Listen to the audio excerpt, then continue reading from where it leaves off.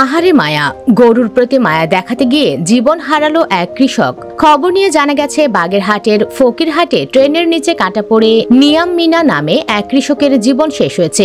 দুপুর 12টা 20 মিনিটে উপজেলার লখপুর ইউনিয়নের ভট্টখামার এলাকার 18 নম্বর রেল ব্রিজে এই দুর্ঘটনা ঘটে। নিহত নিয়াম মিনা ভট্টখামার গ্রামের মৃত সামাদ মিনার ছেলে।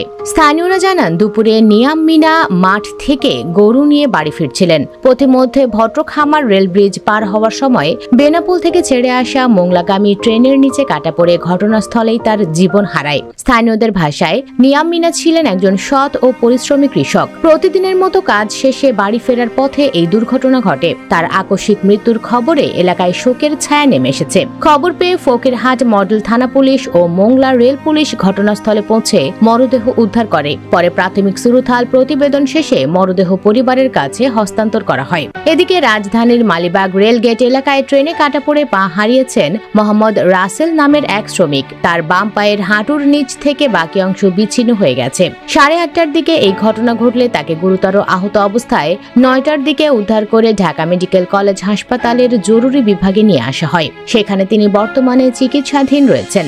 ঢাকা মেডিকেল কলেজ হাসপাতালে নিয়ে আসা সহকর্মী নাইম জানান, মালিবাগ রেলগেট এলাকায় নির্মাণাধীন এলিভেটেড এক্সপ্রেস ওয়ের কাজ করার সময় ট্রেনে কাটা পড়ে গুরুতর আহত হন রাসেল। পরে তাকে উদ্ধার করে ঢাকা মেডিকেলে নিয়ে আসা হয়। এ বিষয়ে জানতে চাইলে ঢাকা মেডিকেল কলেজ হাসপাতাল পুলিশ ক্যাম্পের ইনচার্জ মোহাম্মদ ফারুক জানান, মালিবাগ রেলগেট এলাকা থেকে ট্রেনে কাটা পড়ে এক শ্রমিক হাসপাতালে এসেছেন। চিকিৎসক জানিয়েছেন, তার বাম পায়ের হাঁটুর নিচ থেকে বিচ্ছিন্ন হয়ে যাওয়ায় অতিরিক্ত রক্তক্ষরণের কারণে তার অবস্থা গুরুতর।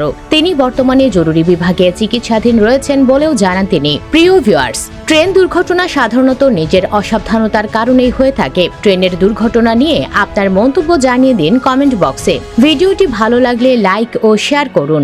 আর আমাদের চ্যানেলে নতুন হলে সাবস্ক্রাইব করে সাথে থাকুন। ধন্যবাদ।